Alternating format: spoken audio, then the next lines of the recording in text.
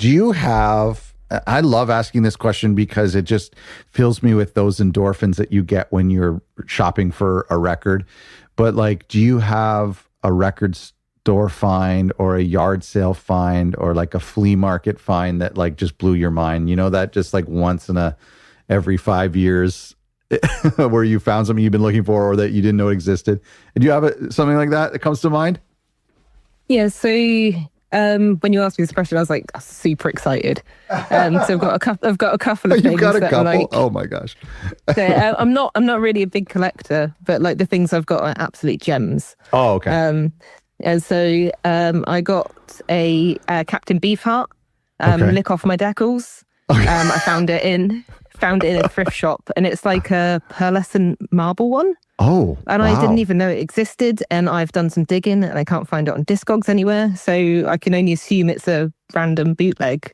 Oh, but it's yes, it's beautiful to look at, and like I bought it, expected it to be black vinyl, got it home and opened it, and I was like, oh my god. How much was it? Oh, it was like £7. Oh my goodness. Which is like, absolute bargain. Before you tell me the other one, let me ask you, like, whereabouts are you located?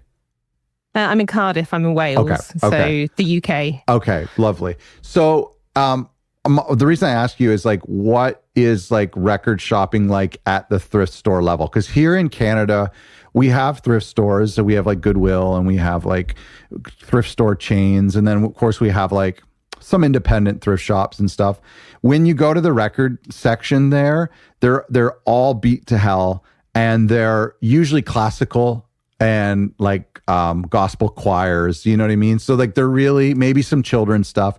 They're not real, like they're pretty close to being thrown in the garbage bin. It would be extremely rare to find a pop or rock record, let alone a rare record. And what's the situation like for you guys there? I think in the UK, we really hold on to our vinyl records. So yeah, everything's, you will get ones that are a bit tatty, but everything tends to be really well looked after, even in like charity shops, like secondhand stores. Okay. Yeah, they're usually in like fairly good condition, and we're really into like our pop music, things like Rolling Stones, like pop and rock music. So you get, those are like 10 a penny in a charity shop. You get them everywhere, which is really. Yeah, I guess a little different to you guys. If you wanted to get, and I think this is true in America too, from some of the people I've been talking to on this podcast, but if you wanted to get like a classic, like a Beatles record or like Rolling Stones or like a Michael Jackson record or Fleetwood Mac, you wouldn't find those in charity shops or flea markets flea markets maybe, but like yard sales, you wouldn't find those. Those are now $10 and above in record stores, like you would have maybe 10, 20 years ago. Yeah, I think you can find, there's some stuff that you'll find sort of priced over the odds, but I think everyone's pretty sort of reasonable with their pricing on secondhand. Like that's just from my experience. I don't go like digging through the crates that often, but like from what I've seen, it has all been sort of fairly reasonably priced.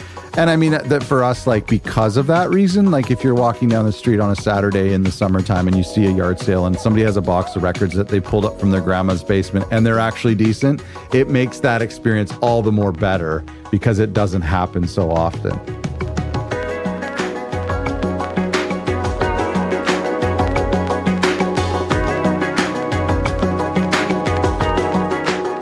The Love of Vinyl is brought to you by A to Z Media, the go-to partner for custom vinyl pressing and physical media of all sorts. Whether you're an indie artist or a record label, A to Z Media offers premium quality manufacturing with endless creative options to bring your vision to life. From eye-catching vinyl designs, beautiful vinyl colors, to sleek packaging, they've got you covered every step of the way. Are you ready to make your next release unforgettable? Visit A2Zmedia.com. The link is in the description of this episode, and see why they're trusted by the best in the music business.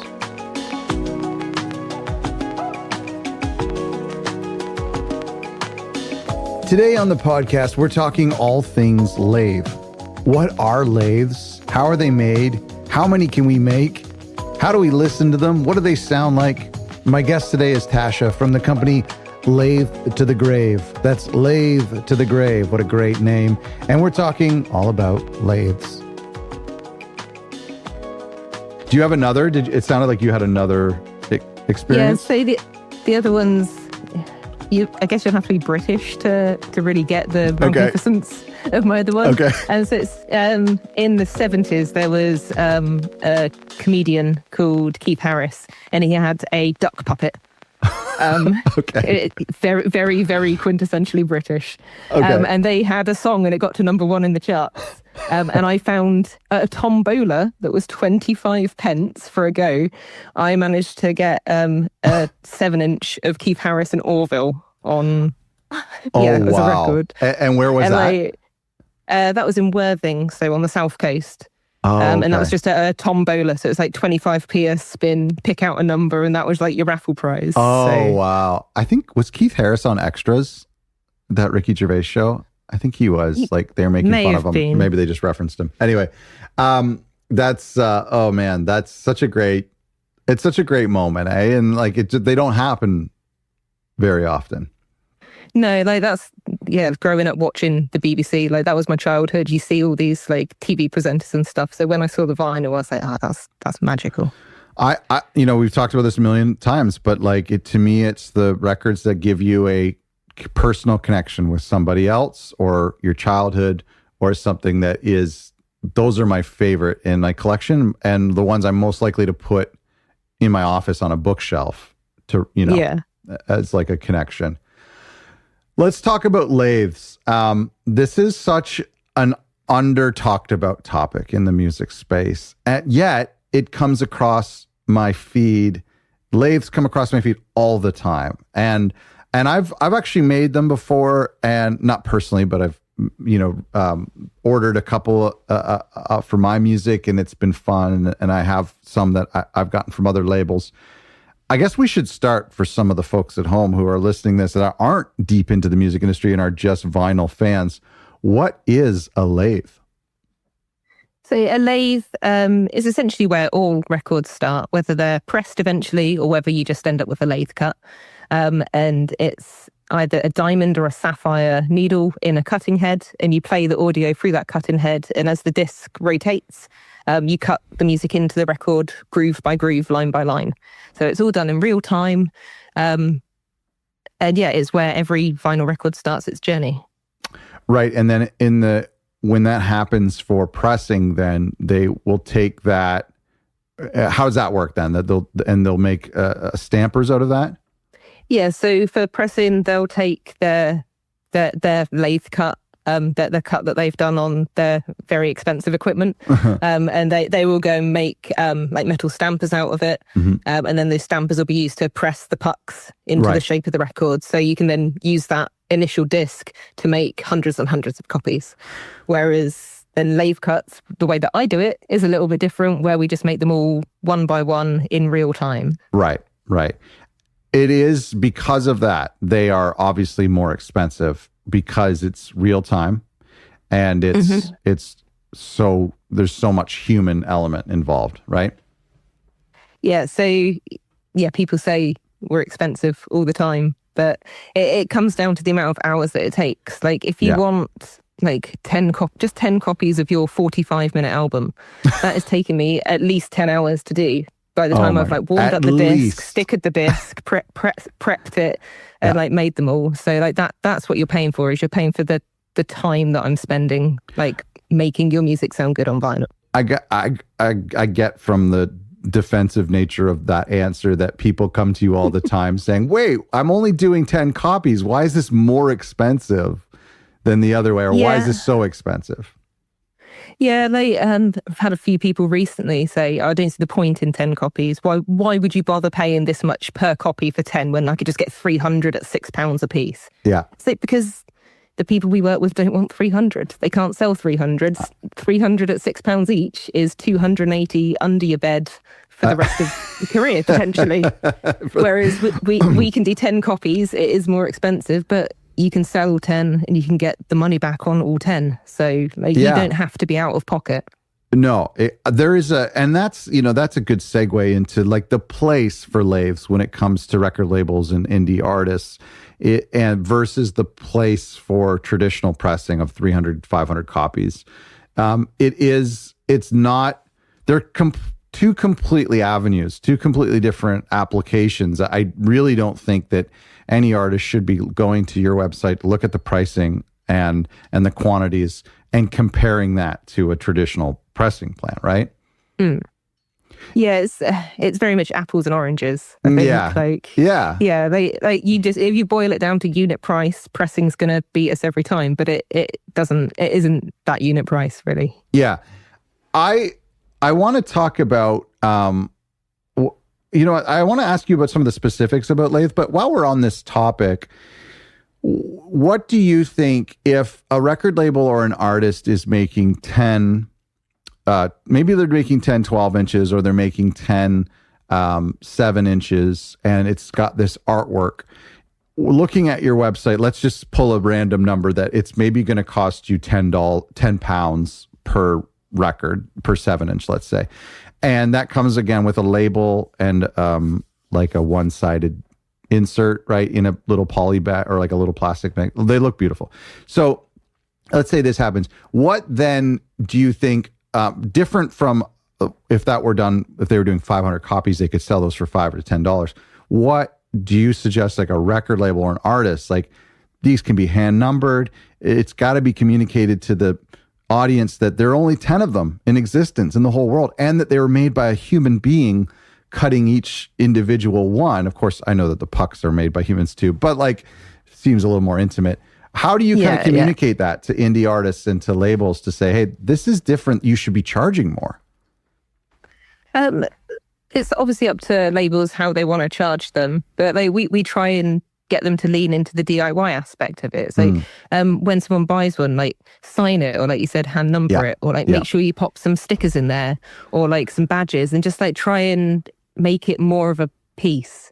Like we've had a few sort of artists put in like drawings, like charcoal drawings and stuff, and they've done their own artwork, and they've done like tri-folding like inserts and stuff, and they just make it like a beautiful collector's piece, which is what it should be. If there's only 15 of them, it should be a collector's piece. And if you put a lot of love and attention into it, you can charge a lot of money for a lathe cut, even a 7-inch. We've got a local artist near us. She's charging £29 for a 7-inch record, and it was completely justified because of everything that went with it. All of the artwork was beautiful. There was like lyric sheets and little handwritten notes, and that's the way you need to be pitching them to, well, how we discuss it with record labels, but it's also how you pitch them to your fans, and like you want to interact with your fans and make it that personal experience. Well, it's great advice to the labels and artists who are listening, but it's also a little bit of insights to the record collectors who are listening, who are maybe questioning why something is £29 for a 7-inch. But it's that scarcity. It's that how special you make it. And all of a sudden, I think then the finances seem to make sense. And I was thinking about today, I was looking at your pricing on your website, and I was thinking about how I would make it work. And I would go, okay, if there was 10, I could definitely sell 10 of something. I know online, and even if it took me a little bit of time. But I think the scarcity element to sell 10, I'm probably going to keep one for myself, so I only have to sell 9. And like you start to look at that and go, well, if it's $20 and it comes with a note and it comes with the stickers and there's it says one of 10, and the faster they order, the lower the number they get. All of a sudden, it's like, it's not absurd to sell it for £20, and I've only paid £10 for it. That's actually a pretty good profit margin. And then going forwards, because we do work with emerging artists, it is the emerging artists that we work with. If you've then got that number 3 of 10 lathe cut from this artist who then goes on to play this festival and that festival and onto stadiums, and then you've got that one little piece of magic from years ago when they were just starting out, and it then becomes that kind of snowball effect, I think. Correct me if this is dumb, but I see traditional pressed quality 12-inch records, like high quality 12-inch records, as the official this is just my viewpoint, but I see it as like the official vehicle for music, giving like the best listening experience possible. Whereas I see, as we're talking about, I see lathes as like collectibles, as a merch item. In my mind, I separate the two. I don't really compare them, the apples and oranges, as you said. I just see one as the gold standard for how I listen to music. And then I see lathes as these cool items that I would put on my bookshelf as like a token of my love for that artist, or some sort of statue of this artist, of this music. Is that a fair summation of the two? Is that they actually, one is this like way to listen to music and they shouldn't be compared? Yeah, I think they can complement each other massively. Like you said, listening to a 12-inch start to finish, everything's in the order it should be, and it sounds beautiful. But yeah, the collectibles, the lathe cuts, it's what as a kid you would spend your pocket money on. And that's kind of how I feel about it. It's like you feel a little bit naughty because you've managed to get hold of this like very rare thing, and it's like, oh, I shouldn't buy it, but I will. And it's like that's how I feel about lathe cuts. They're kind of like that naughty gift to yourself that you should definitely be buying for artists that you like. I think of them the same way as bootlegs. My bootleg collection, the artwork is put together by hand. They're photocopies, and they're goofy and they're illegal, and there's typos all over them, and the record is not the best quality, and the sound recording is horrible, but just this feeling naughty, having this thing that very few other people have. I gravitate towards those more than the proper albums. I'm not talking about pirated records, but I'm talking about the old school live recordings. So I totally get that. I see the parallel there. Let's dive into the specifics for some people in our audience. For me, actually, I'm curious about it. Talk to me about mono versus stereo. Are the records you do stereo? Do you do mono? How does that work? So everything we do is stereo. Okay. We're set up with quite a modern lathe, so it's all been created for making stereo records. But lathe cuts historically were made on, I guess, cheaper, older models where mono was the standard for lathe cuts. So you can still get mono lathe cuts. There are companies out there doing them on old equipment, but everything that we do is stereo. Right. It's not quite the stereo width that you would get for a pressed record, but we get, for the equipment that we have, we get really good duplication. Let's say that just a normal record that comes from a pressing plant, let's put that out as a 10 out of 10 on sound quality. I'm not saying it is, and not all of them are, but let's just say it was done with the utmost integrity and mixing and mastering, and we have a 10 out of 10. Where does the 0 being unlistenable, where does lathes fall, the lathes that you create? Be honest, I'm curious. I'm glad you said the lathes that we create. So lathe cuts. Lathe cuts can vary from 0 all the way up to like 9 or 10. I would say we consistently get 8, 9 out of 10. Okay. We've got between my partner and myself, we've got like 30 years of experience in the music industry. We know what we're doing with this machine. We've had it almost a decade now. Like we know the intricacies of it. Sure. And we frequently get people say, "Oh, this is the best lathe cut I've ever heard. Like, I don't know how you've managed it." And that's a compliment. That makes my heart sing. That means that I've done my job well. So yeah. Oh, that's exciting. And I mean that's like, if you're getting an 8.5 to a 9, that is a 10. I mean, you now get into that echelon of like, because there's like some pressed records that weren't done properly that came directly from CD, or an artist submitted an MP3 or something. So there is like these 500 copy pressed records that aren't 10s. So to be at that 9 or 10 level, to me, that's as good as you could hope for sure, from my perspective. As long as everything's mastered well, and it comes to us well mastered with headroom and all the usual that you would do for a normal vinyl master, right? Like that, then we can get a good duplication for it. The only thing I would say personally, like we lose a little bit on our lathe cuts, is the very, very top end. Like we don't quite get like the full top end, but it's like it's not hugely noticeable. There's certain tracks with like, if you've got something with like a saxophone in, like it will be a little bit noticeable. But like, well, most people want run-of-the-mill- that. Most people hate that top end. We like a warm sound. Yeah, so like that's the only thing that I would say we sort of miss out on. We like bass on our machine is incredible. Like I'd heard terrible things about lathe cuts and bass, but ours sound fat. They do sound good. So I'm happy with the work that we're doing. Yeah, I mean, if there was one end that you would want to have, it would be the low end. That's where I feel like I would miss it and I would worry. But if you're telling me that these are coming out rounded off at the top end, it's like, yeah, yes, please. Like it's, I want that in a way. Yeah. That's cool. Are there genres that sound better, or like certain types of mixes that you find lend itself better to vinyl in general, or to lathes? To lathe cuts, just where we do have a little bit more sort of sound floor. So whereas like on a pressed record, you can very often get like that absolutely silent intro groove. Okay.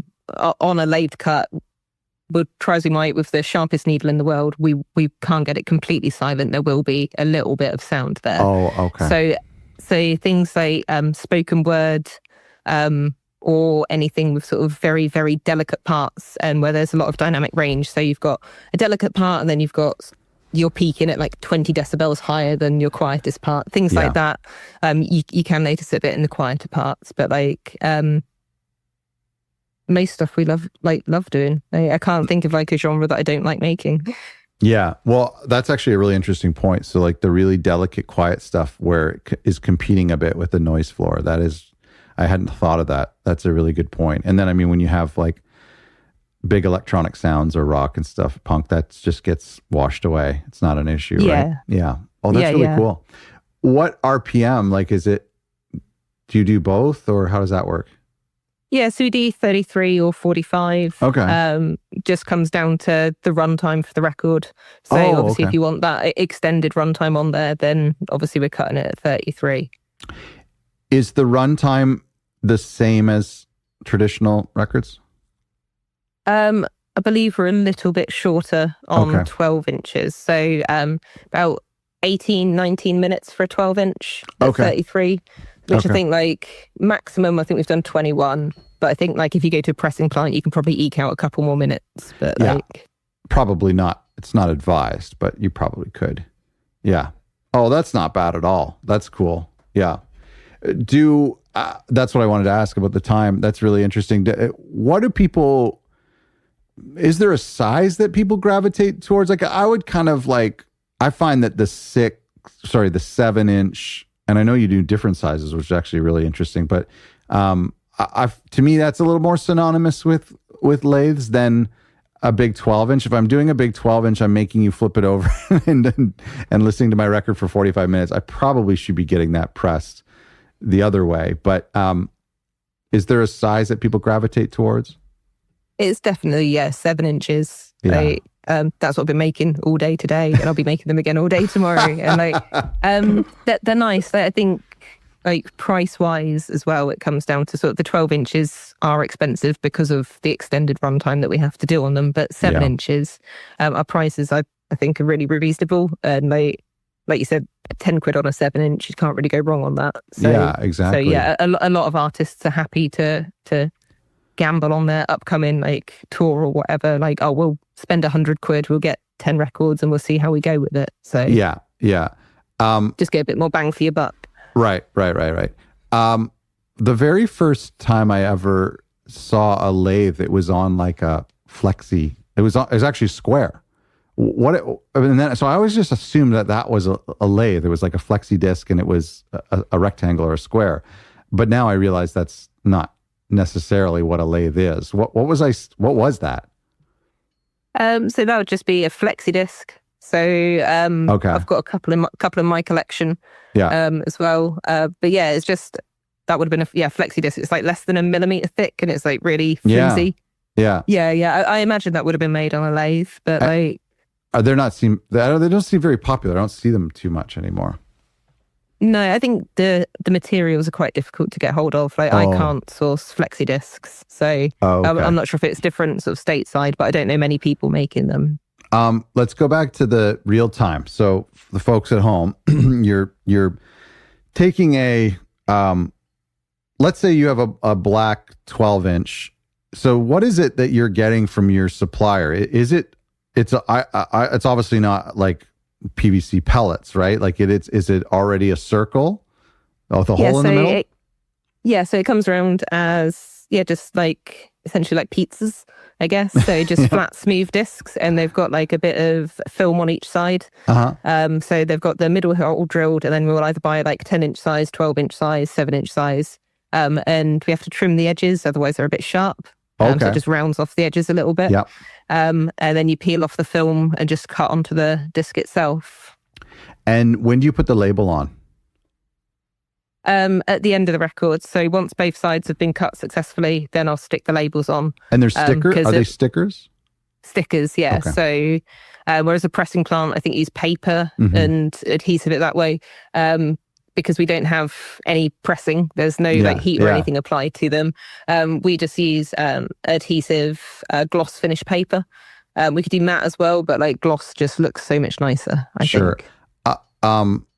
This is the biggest question here, the most important question. How do you center the labels perfectly? Did you just get good at it, or is there a machine?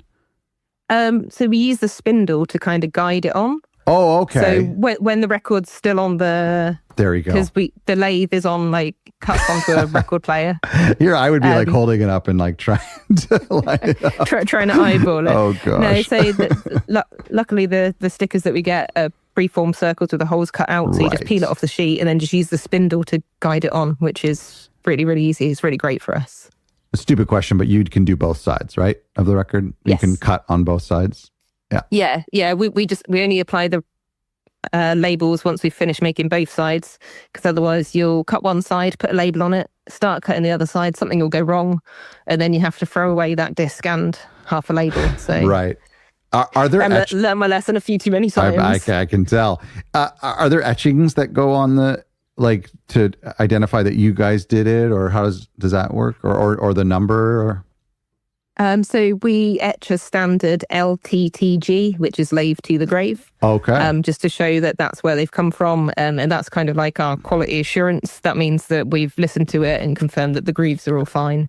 So then after you cut it, you take it over to a turntable and listen to it? We listen to it sort of once we've cut it. So it stays on that turntable. And we can just we can put the signal back through the laptop. Okay. So we record the signal back into the laptop, and you can compare the sound waves to make sure there's no errors on there. Oh, very cool. That's pretty sophisticated.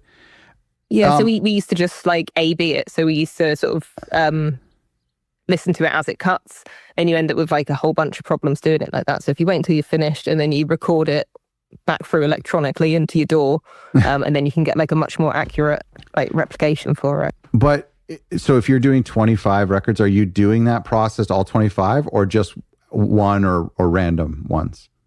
We'll spot check every disc. So we spot check every disc in at least 3 places. Okay. We fully listen to once every 7 or 8 discs, just to make sure there's no issues. Wow. I mean, what a process. That's just so involved. That's it's a labor of love. It has to be. It has to be, yeah. Well, okay, then let me ask you this. 7 inches are fine, but a 12-inch record, what if you hate the music? What if it's obnoxious? You just turn the volume button down? Got to listen to it 50 times. You got to listen to it 50 times. Yeah, unfortunately, where it plays through the cutter head onto the disc and it all plays in real time, you can hear it in the room. For it to be loud enough to be cut into the disc, you can hear it in the room. Yeah. So, sometimes you don't give discounts for music you liked more? Sadly not, no.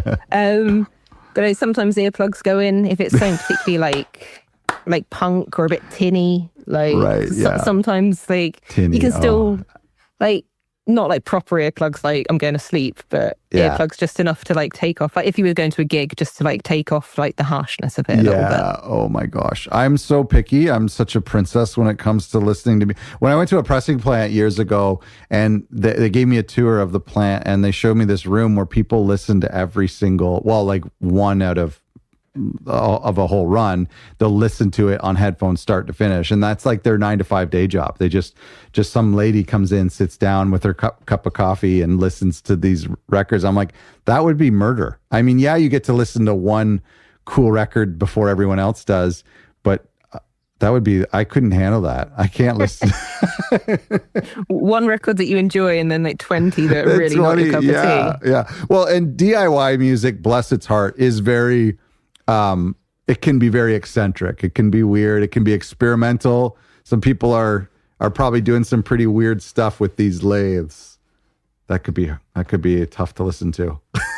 Yeah. We've had a few. I don't know how. I probably can't say it because this goes on YouTube, doesn't it? So it's probably, I can't say a swear. Go ahead. Well, no, you. Well, go. No, you could. Go ahead. Well, the C word that us British people like. Oh yeah, I love that word. Yeah. Someone did a 7-inch and it was just them saying the C word repeatedly 500 times in a row. Just with no music. No music, just. Oh my gosh, that's very artistic. Yeah. Oh, that's. Was it a man or a woman? It was a lady. Oh, that's good. I feel like that's slightly better. But after you've cut like 20 of them, you're like, cool, I'm going to have a break. I'm going to do something else for a little while. And I'm going to come back. How many of those did you have to make? It was 50, like a run of 57 inches. So how many times did you hear the C word? Oh my gosh, that's hilarious. Like hundreds of thousands. But yeah, like you said, the lathe cuts let you be eccentric. So that's the sort of things we do. I mean, I was thinking maybe more like bird sounds and acoustic guitar, but yeah, you really took it to a new... I lowered the tones, yeah. That is a challenge. Yeah. Well, that's interesting. I'll have to look up that record. That's very funny. How did you get into this? I mean, you talk about it being a labor of love, and to have to, press to cut the C word 100,000 times, it has to be a labor of love. So how did you get into this? Because these are older machines. Like this is like growing up and wanting to become a cobbler or something. Like, how did you get into this line of work? So might upset a few people, but I had zero interest in vinyl records at all until I was like in my mid 20s. Like, yeah, same I'm a 90s for me. kid. Same for me. I'm with you. I'm a 90s kid. I grew up on audio cassettes. Like that was my jam. My partner's been involved in like the DIY like noise music scene since he was a teenager. Okay. And he kind of decided in his 30s that he was gonna go back to uni and do like a music production degree, and then he went on and did like sound masters. Mm-hmm. And he was like, I should probably do something with this knowledge that I've got. I don't want to go back to the real working world, like which I totally get. Yeah. It was like, I think we could make vinyl records. And it was like, so we started just looking into the logistics of it, and we were looking at like small like hand presses rather than the big automated ones, and that was still like way out of our sort of financial range. Yeah. So we started looking at lathes, initially at like the old school like Reco cut, like or like Japanese Hara, like mono lathes, and then discovered the vinyl recorder, which was in stereo, and we knew another guy who was making records using one of these, and we were like, that looks like so much fun. We could totally do that. And that's kind of just where it started. So my background prior to making records was in civil service. So like I've got no experience in the practical like musical space. I've got promoter experience and like agent experience, but not really anything to like manufacture vinyl records. So it's kind of a leap of faith for us both. You have to have a patience, a quality of patience and delicacy. Like I imagine similar to like someone who works with fixing watches or something like that. I don't have those types of fingers or that patience. Is that like part of your personality? I'm very, very highly strung. Okay. Okay. Yeah. But if I have to do like, that means I'm really into like the minutia of how Good. things happen. So Good. like that works well for me. It's Yeah. like everything has to be impeccably perfect Yeah. all the time. So yeah, that works with the lathes. Is the machine, you were talking about this machine. Is this a new machine that they make new ones, or did you like uncover an old machine and refurbish it? So it's a new machine that you can buy. Wow. It's called a vinyl recorder. Wow. I think they've been made since the 90s. I'm not sure exactly when he started making them. But yeah, like you can still, he's got a huge wait list, like because of the vinyl resurgence, everybody wants to make their own records. Yeah. But yeah, you can still like send him an email through his website and be like, I'd like to buy one, please, and like join the wait list. So I mean, I know that like they do make vinyl pressing machines, and I would imagine they're probably a 6-figure machines. Like, is this an affordable thing? I mean, you obviously, I would imagine, unlike a 3D printer where an artist could just buy one of these and print just for their own stuff, this would be only people doing what you're doing, right? Like starting a business with it and getting good at it. Is that true? Either that or sort of labels, like small labels. Okay. I know a couple who have sort of bought their own. It's not a huge amount of money, but it's not changed. Like it's the cost of a small car. Like it's not a small amount of money, but yeah, it's also not. It's not £500,000 like a pressing plant. So like, yeah, it's definitely attainable. Right. And so, where are these made? Is there like, where's this guy from? Germany. I was gonna guess Germany. Yeah, I was gonna guess. Yeah, like deepest, darkest Germany, like southern Germany. And yeah, it's crazy. Like he just makes them in his shed, I guess. Oh yeah. Like, yeah. And you go down, and when you buy one from him, you have to go down and learn from him over the course of a weekend, and he won't sell you one until you've done the whole weekend's training. Oh my goodness! Wow, that's kind of fun. And so, it is, yeah. So like people come from all over the world. Like, I know Robin Red Spade Records over in Canada. She had to fly to Germany to go and do her training, to fly home to then have it shipped to her. So like, people travel from all over the world for it. Yeah, I spoke to her about that. I didn't realize it was the same guy. Oh, that's. I mean, there's probably not a ton of guys around doing these.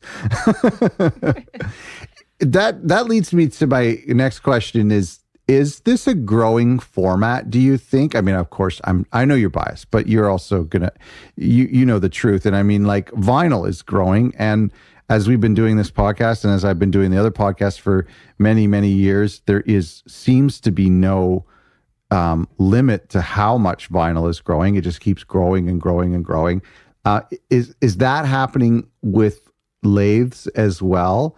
Do you think there's a swell that's happening from the label and artist side of things and also the fan collector side of things? Definitely. Like our like interest and emails and stuff for us has grown like exponentially, like week on week, basically since we started. But like since COVID, I think like since the end of COVID, people have really sort of gone full force into collecting vinyl records, and labels are really looking at diversifying, because at some point you're not going to be able to tour again, and so people want to have those income options, and so a lot more people are looking at vinyl as a source of income now, rather than just relying on those live gigs that they would usually rely on. I feel like what I like about it is that it's, you know, you do these 300 records of your full-length record with big artwork, and it's a release you do every 3 or 4 years. And so it justifies having all of these records that you sell in pre-order and you sell on release week. And then most likely you sell the back half over the next couple of years selling through this. Lathes are just something completely different in my mind, where it is about like us doing a small little exclusive thing, and maybe it's just for a single that's not attached to an album. So I feel like they do have a place in tandem with like a traditionally pressed record in a way. Yeah, I think like, especially for if you've got tours coming up, like to be able to, especially because turnaround time for lathe cuts is half what a pressing plant is. Oh, is it? Really? Like, Okay. we can make records. If you really need them, we can make and ship them within 2 weeks. Oh, wow. Like, Wow. our turnaround time usually sits about 6 weeks, which is still Yeah, that's great. far superior to pressing plants. Yeah, but yeah. like, if you've got a tour coming up and you're like, oh, we haven't got any merch, quick, I'll send an email. Like, can we just get 20 copies of this just for this tour? Make it tour exclusive. Yeah. And then like you can charge what you want on the merch desk for them. Like, you can include it with a ticket or whatever. Like, it's another way of making income, because we know like venues are taking chunks and like people aren't going to gigs. People don't want to pay for tickets. So like, if there's a way of adding another stream of income into you being an artist and you being able to remain a musician and not having to work that shitty job down the road, like that's what they should be used for, I think, is just to supplement everything else that you're doing. How do you think this can grow? What would you like to see happen to, maybe you don't want to get busier, but how do you think, what needs to happen to bring lathes more into the conversation and into the vinyl conversation? People just need to know that lathe cuts exist. Like, I speak to people weekly who have no idea that you don't have to order 100. They just don't know that lathe cuts are an option. And as like an emerging artist and you don't have any money, like you can like put a vinyl record for sale up on your Bandcamp without having one in your pocket. You can put it up for sale on Bandcamp and you can see what pre-orders come in, and then you can pre-order those 3 vinyl records and sell them direct to the fan, and you've already got the money in your pocket before you even ordered. Wow. And so I think people need to know that you don't have to have £4,000 to get vinyl records. You can start with 50 quid and you can have a vinyl record and you can grow from there. Like, there just needs to be more discussion about options for these emerging artists. I think I asked this question to Robin as well. It seems to me like you maybe, do you have a cap of quantity? I think it was maybe Robin who had, at the time when we were speaking, which was years ago, that she had maybe capped it around 50. I don't know if that was just for her own sanity but like, is there a quantity cap? Perhaps maybe when you get close to 100, it really might make more sense for them to go the traditional route. But do you have a quantity cap? We say no more than 100. Okay. If you want to pay us for more than 100, then we'll do it. But like you said, financially, it's not worth doing.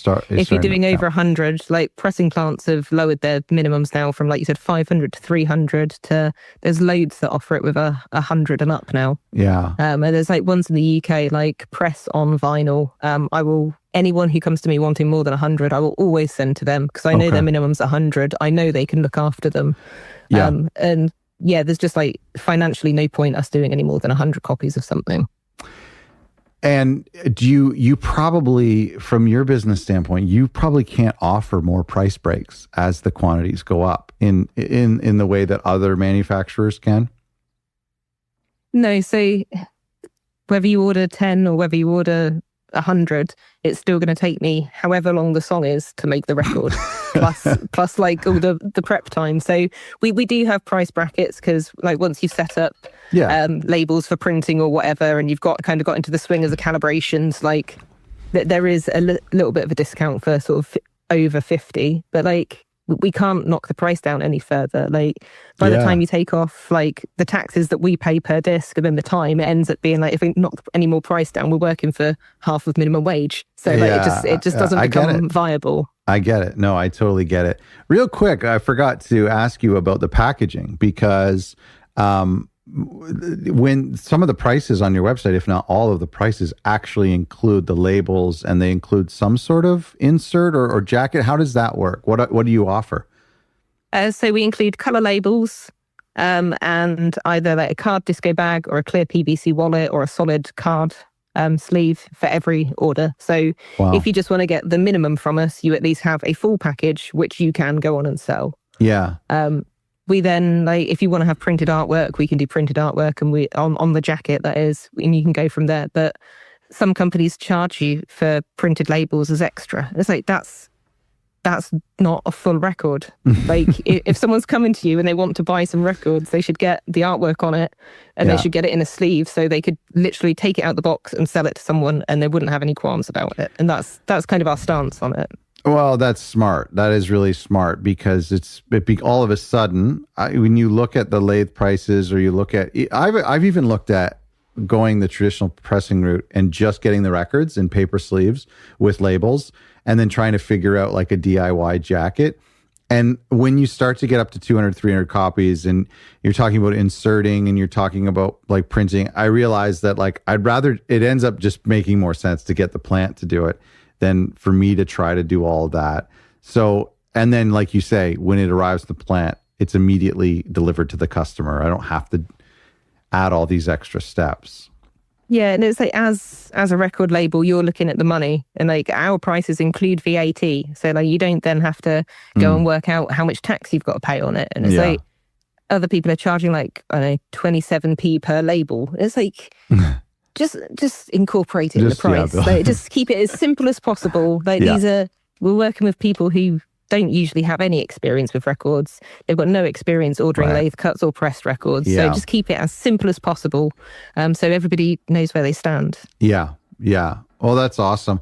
Well, congratulations on what you're doing, and I love to hear your how passionate you are for this format. And I point to people to it so much because we talked about before on the podcast about just not everybody, and sort of you mentioned this earlier, not everybody is ready for that 200, 300 mark. And in their career or as a record label, a lot of those records, and you can't maybe see them, I've got them all back there, they're hard to sell. The last 50% is really hard to sell. It can take a long time. So this just seems like a good starting point for artists to get into vinyl. And then when they are into vinyl, it becomes this cool little extra feature that they do.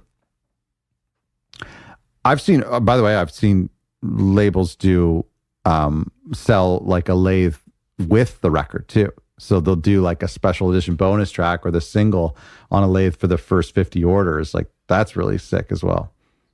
Yeah, we're doing some just little 5 inches for a label called Library of the Occult. And they're doing the first 30 people through the door at the next gig are going to get a free 5-inch. Wow. And it's like, that's just like another little incentive that you won't be able to buy it. Like it's not purchasable. You have to go there and be first through the door to get it. So like that's.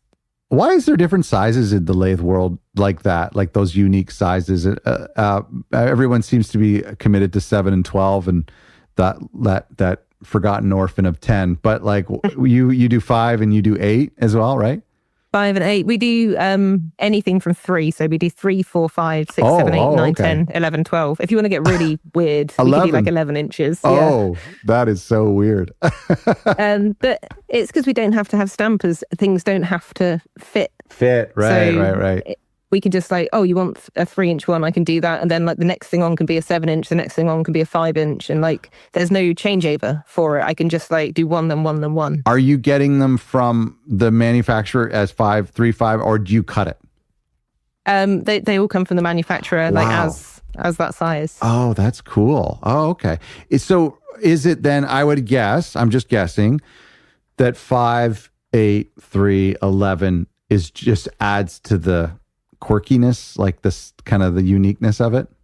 Is that true? Yeah, so like the 3-inch and the 5-inch, it's always like grindcore or punk. Yeah. Like people who have got songs that are like 7 seconds long, that sort of thing. So yeah, like we do so many 5-inch records, it's unbelievable because they're a $5. And like, just like, you can't go wrong on that, really. You can't go wrong. Yeah. I'm working on a new song right now that is basically me just saying the C word over and over. And so maybe I'll reach out to you. It's only 7 seconds long. Definitely. I'll reach out. Yeah. I just have to check and make sure nobody else I'm not stealing anybody's song. Thanks so much for taking the time, Tasha. It's been great to finally talk to you and finally meet you. I've been following you on social media for so long. And every time I was looking at a record today you did, it was clear, orange label, orange, very like, it's just a great design to it. Anyway, I was like, I got to do something like that. It's like every time I see you post something, I'm like, I should what song should I do? What EP should I do? Yeah, I try and keep it like as aesthetic as possible. Like, I don't want to come across as a business. Like, I'm a human. Like, it is literally two of us that does this. So, like, I put pretty things on my feed because I want to see pretty things. I know. And, like, I hope that comes across.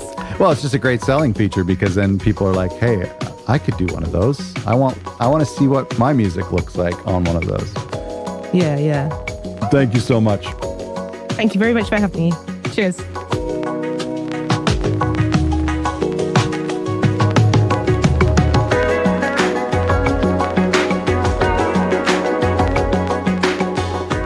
Thank you for listening, and thank you for being a subscriber of For the Love of Vinyl. If you're listening on Spotify on your mobile device, if you could leave us a star rating, 5 stars is my favorite one to use, and it's the one I recommend. If you listen on Apple Music, if you could leave us a review, it's super, super helpful to get the word out about vinyl and the love of vinyl, and of course the podcast For the Love of Vinyl. Thanks again to our guests, and check out Lathe to the Grave by clicking the link in the description of this episode. Today's episode is made possible by our friends at A to Z Media. If you're looking at doing your first physical package for your record label, or if you're an independent artist, then check out A to Z Media. They are the best in the business. Go to atozmedia.com.